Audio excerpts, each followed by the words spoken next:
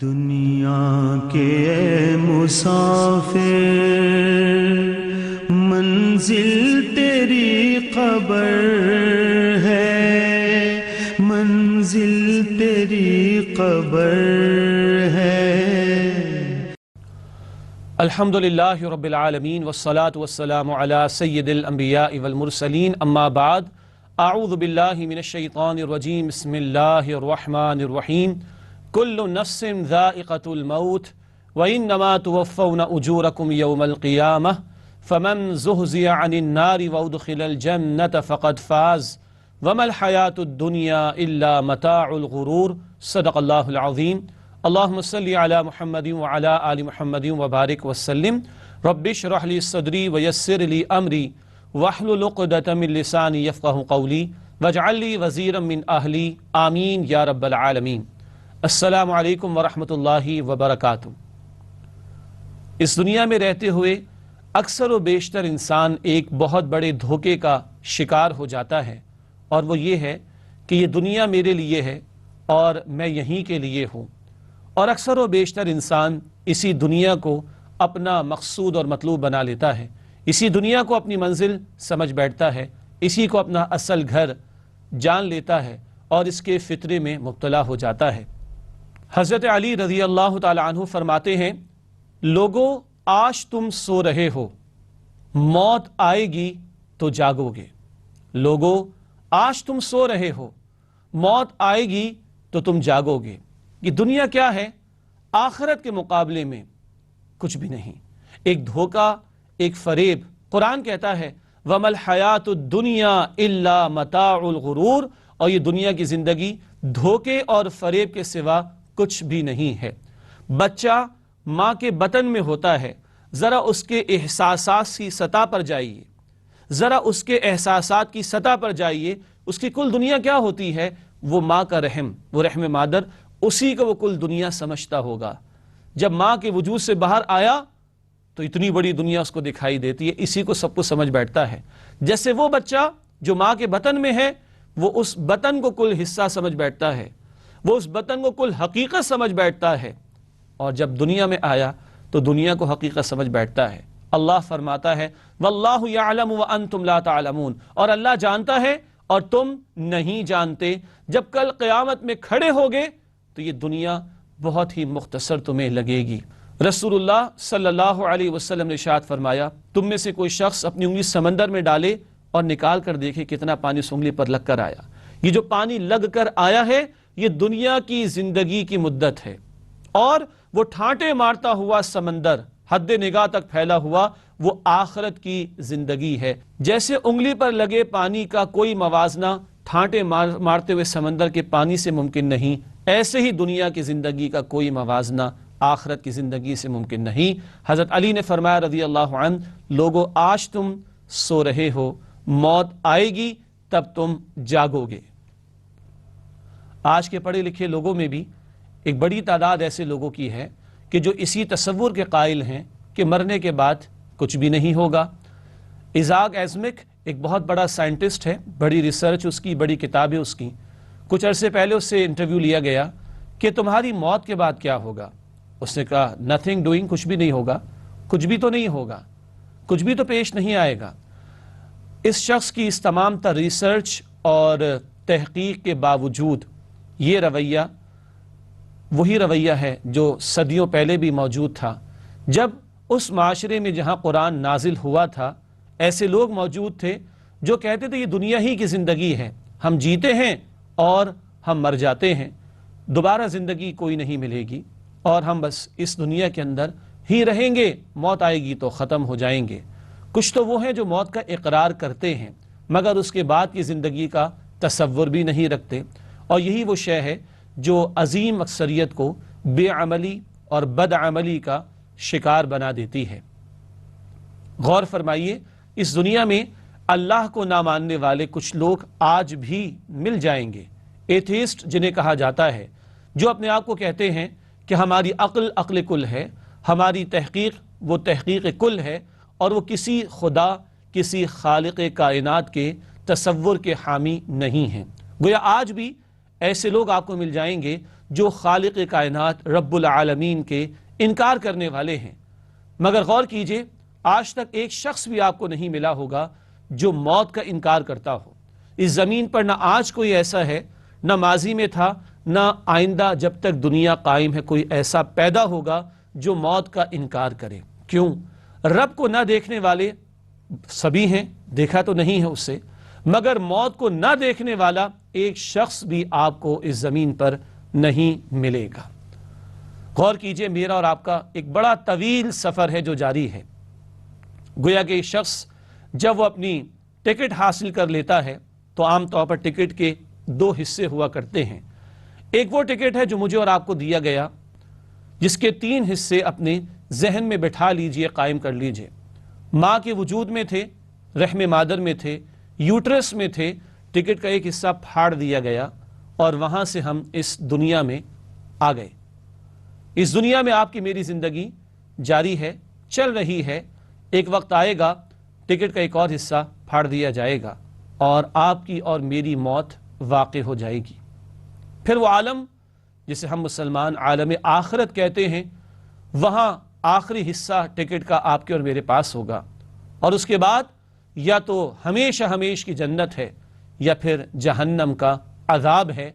وہ اصل منزل، وہ اصل ٹھکانہ ٹکٹ کے آخری حصے کے بعد وہ ہمیشہ کی دائمی زندگی یا تو جنت میں ہے یا پھر جہنم میں ہے۔ اللہم انا نسألک جنت الفردوس، اے اللہ ہم تجھ سے جنت الفردوس کا سوال کرتے ہیں۔ اللہم اجرنا من النار، اے اللہ ہم سب کو آگ کے عذاب سے محفوظ فرما۔ دن گنے جا رہے ہیں میرے اور آپ کے، ہر لمحہ جو گزر رہا ہے وہ مجھے اور آپ کو آپ کی اور میری موت سے قریب کر رہا ہے، اور منزل ادھر ہے آخرت میں جس کی طرف آپ کا میرا سفر رواں دواں ہے۔ رسول اللہ علیہ السلام نے فرمایا، کن فی الدنیا کأنک غریب او عابر سبیل، دنیا میں ایسے رہو گویا تم اجنبی ہو یا راہ چلتے مسافر ہو۔ اجنبی اپنے محلے شہر سے کہیں اور جاتا ہے، کام کی بات کرتا ہے، واپس آ جاتا ہے۔ راہ چلتا مسافر کہیں آرام کے لیے رک تو سکتا ہے تھوڑی دیر کے لیے تاکہ تازہ دم ہو جائے اور سفر جاری رکھنے کے لیے جو ضروریات ہیں ان کو پورا کر لے اور اپنے سفر پر رواں دواں ہو جائے۔ وہ کہیں رکتا نہیں ہے مستقل، وہ کہیں بیٹھتا نہیں مستقل۔ کیوں؟ اس مسافر کو اپنے ڈیسٹینیشن تک پہنچنا ہے اور اپنی منزل تک پہنچنا ہوتا ہے۔ آپ کا میرا سفر بھی آخرت کی طرف جاری ہے۔ یہ دنیا یہ عارضی ٹھکانہ ہے، یہ فانی ہے، یہ ختم ہو جانے والی ہے۔ یہاں رک کر کھو نہیں جانا، یہاں رک کر اس میں ڈوب نہیں جانا، بس ضرورت کا کام ایسا کر لیں کہ کل کا سفر جاری رہ سکے، اور جو منزل متعین کر دی گئی میرے اور آپ کے لیے کہ رب کل آپ سے مجھ سے راضی ہو جائے، اس منزل کے حصول کی آپ اور میں کوشش کر سکیں۔ اس دنیا میں اس مقصد کے لیے مجھے اور آپ کو بھیجا گیا۔ غور کیجئے، آج موت کا مجھے اور آپ کو کتنا یقین ہے۔ الحمدللہ مسلمان تسلیم کرتا ہے والبعث بعد الموت کو بھی، مرنے کے بعد بھی دوبارہ زندگی ہے۔ وہ تو بعد کی زندگی کو بھی تسلیم کرتا ہے تو موت کو بھی مانتا ہوگا، لیکن سوال یہ ہے کہ کیا واقعتاً ہم دل سے یقین رکھتے ہیں موت کا، دل کی گہرائیوں سے تسلیم کرتے ہیں موت کی حقیقت کو، اور کیا ہم مرنے کے لیے تیار ہیں یا نہیں ہیں؟ اندر سے کوئی جواب یقیناً آئے گا۔ آپ بھی تلاش کیجئے، اللہ مجھے بھی تلاش کرنے کی توفیق عطا فرمائے۔ 14 صدیوں پہلے ایک محنت ہوئی محمد کریم صلی اللہ علیہ وسلم کے ذریعے سے، اور اس محنت کے نتیجے میں تاریخ انسانی کا عظیم ترین انقلاب برپا ہوا۔ مگر آپ کو یاد ہے اس محنت کا اولین نقطہ کیا تھا؟ وہ اولین پوائنٹ کیا تھا؟ وہ نقطہ آغاز کیا تھا؟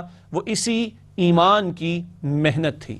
حضرت عائشہ صدیقہ رضی اللہ تعالی عنہ فرماتی ہیں، اول اللہ سبحانہ وتعالی اگر یہ حکم نازل فرما دیتا قرآن حکیم میں کہ شراب پینا ترک کر دو تو لوگ شراب نہ چھوڑتے، زنا کرنا چھوڑ دو تو لوگ زنا سے باز نہ آتے، بلکہ اول رب العالمین نے وہ آیات اور وہ صورت عطا فرمائیں جن میں ایمان کا تذکرہ تھا، جن میں موت کا بیان، آخرت کا بیان، جنت کا ذکر، جہنم کا ڈراوا موجود تھا۔ اول ان آیات کا نزول ہوا، ان صورتوں کا نزول ہوا۔ مکی صورتوں کا مطالعہ کر لیجئے، شریعت کے احکامات مکی صورتوں میں نہیں ملتے ہمیں، وہاں آخرت کا بیان ملتا ہے۔ یہ دلوں کو بدلنا یہ اولم تھا، پھر کردار اور اعمال بھی بدلے ہیں، اور مدنی زندگی میں شریعت کے احکامات کا بیان آتا ہے، شراب کی حرمت کا ذکر بھی آتا ہے، سود کی حرمت کا بیان بھی آتا ہے، زنا کے منع کیے جانے کا تذکرہ بھی آتا ہے، اور دیگر احکامات بھی آتے ہیں۔ آج بھی غور کرنے کی ضرورت ہے۔ آج مسلمان معاشروں کی حالت اگر ہم دیکھیں، یہ بے عملی یا بد عملی، یہ فساد، آخر کیوں؟ کیا علم کی کمی ہے؟ ایسا تو نہیں ہے۔ کیا اگنورنس کا معاملہ ہے؟ یقیناً ایسا نہیں ہے۔ ہمیں علم ہے، ہم فرائض کو بھی جانتے ہیں، اکثر واجبات کو بھی جانتے ہیں، اور حرام باتوں سے بھی واقف ہیں۔ بچے کو ارکان اسلام یاد ہیں۔ اسلام کی بنیاد 5 باتوں پر ہے: توحید اور رسالت کی گواہی، نماز قائم کرنا، زکوٰۃ ادا کرنا، روزے کا اہتمام کرنا، حج کا اہتمام کرنا۔ بنیادی بات تو معلوم ہے۔ موٹے موٹے احکامات جہاں منع کیا گیا، شراب کی حرمت، سود کی حرمت، زنا کی حرمت، جھوٹ سے روکا گیا، وعدہ خلافی سے منع کیا گیا، ناپ تول کی کمی سے منع کیا گیا، مال حرام سے منع کیا گیا، ہم جانتے تو ہیں۔ اگنورنس کا معاملہ تو نہیں ہے، کم علمی کا مسئلہ تو نہیں ہے، لیک آف نالج کا ایشو نہیں ہے۔ ایشو کیا ہے؟ وہ ایمان کا مسئلہ ہے، وہ یقین کا مسئلہ ہے۔ آج وہ یقین دلوں میں نہیں، وہ ایمان دل کی گہرائیوں میں موجود نہیں ہے جو بندے کو عمل کے لیے ابھارتا اور کھڑا کرتا ہے۔ چنانچہ رسول اللہ صلی اللہ علیہ وسلم نے ارشاد فرمایا، اللہ کی قسم اگر تم وہ جانتے جو میں جانتا ہوں، اللہ کی قسم اگر تم جانتے وہ جو میں جانتا ہوں، بہت کم تم ہنستے اور بہت زیادہ تم روتے۔ بہت کم تم ہنستے اور بہت زیادہ تم روتے۔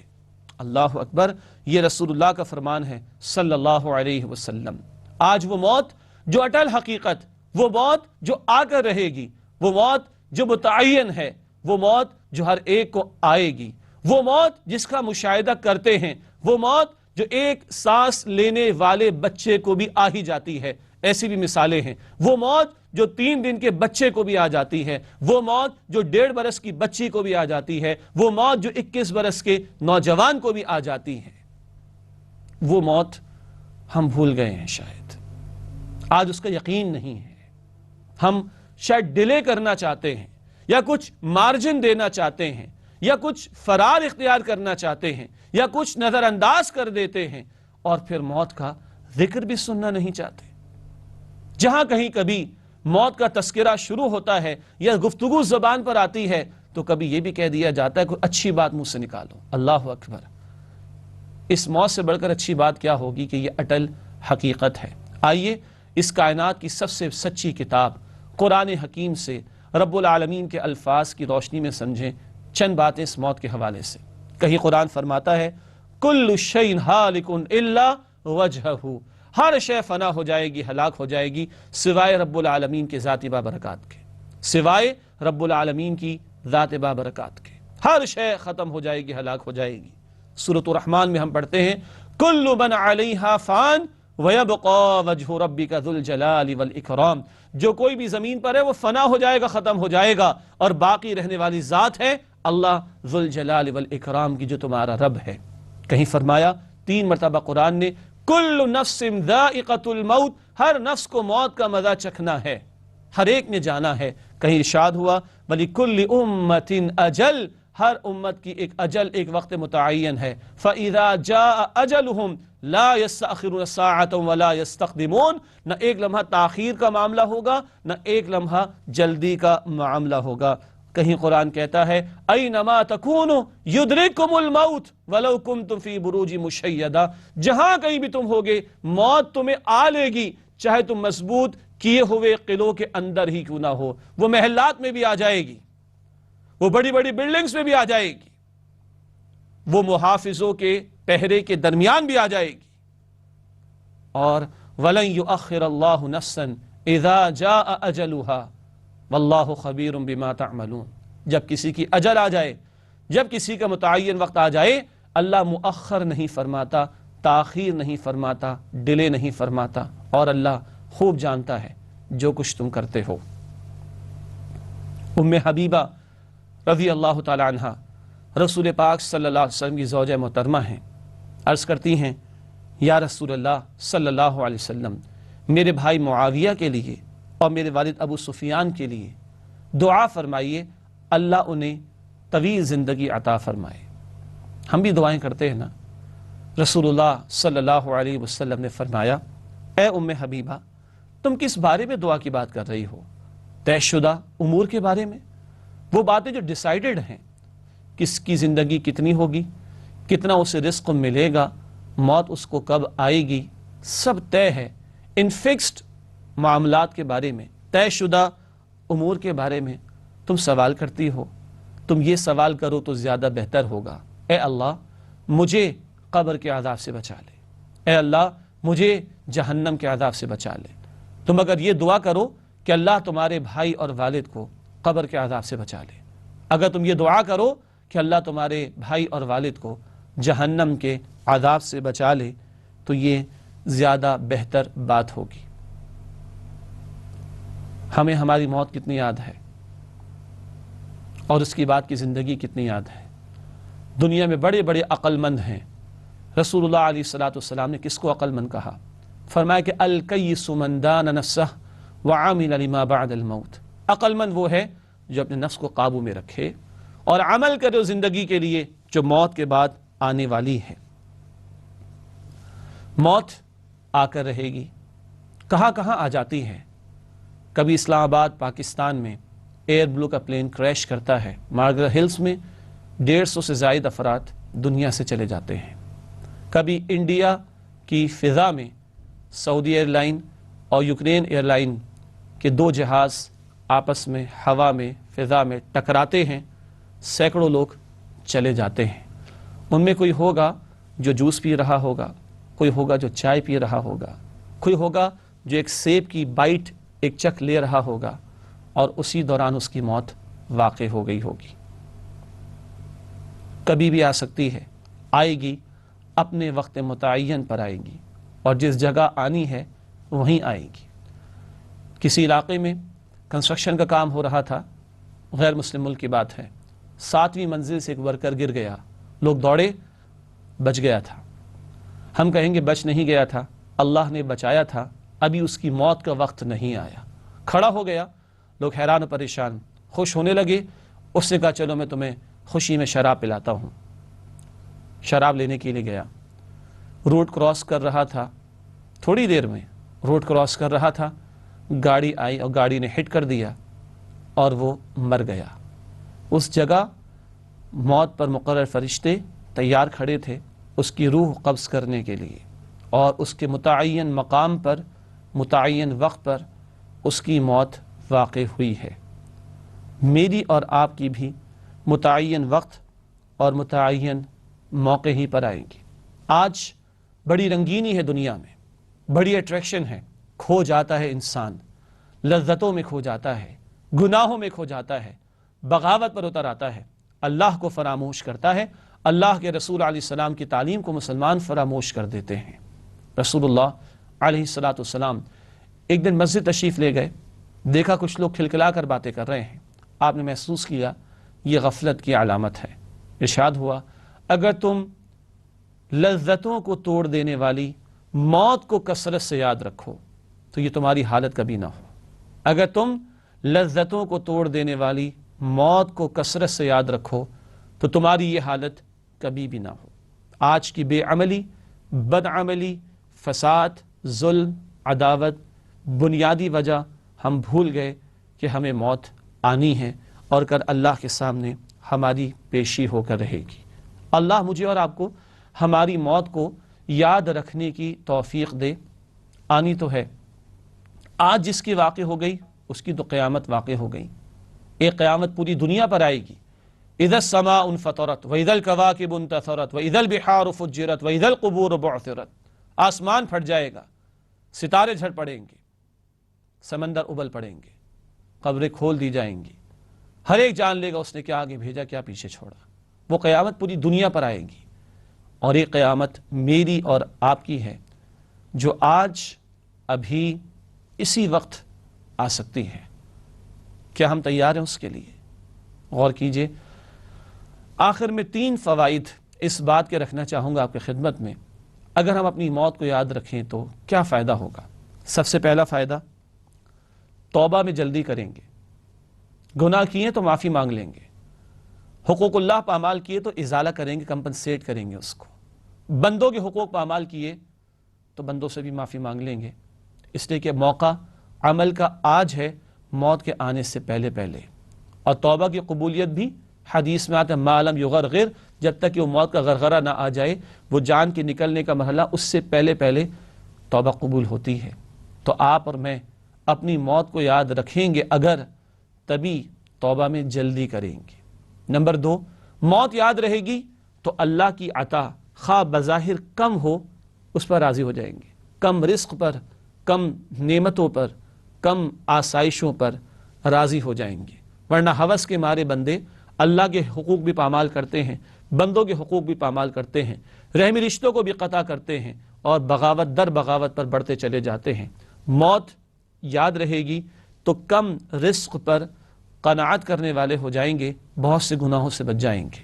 اور تیسرا فائدہ موت کو یاد رکھنے کا وہ یہ ہے کہ اس عارضی دنیا میں میں اور آپ بندوں سے جھگڑیں گے نہیں، حسد نہیں ہوگا، بغض نہیں ہوگا، عداوت نہیں ہوگی، دشمنی نہیں ہوگی، لوٹ کھسوٹ نہیں ہوگی، مار دھاڑ نہیں ہوگی، چوری ڈاکے نہیں ہوں گے، قتل و غارت گری نہیں ہوگی۔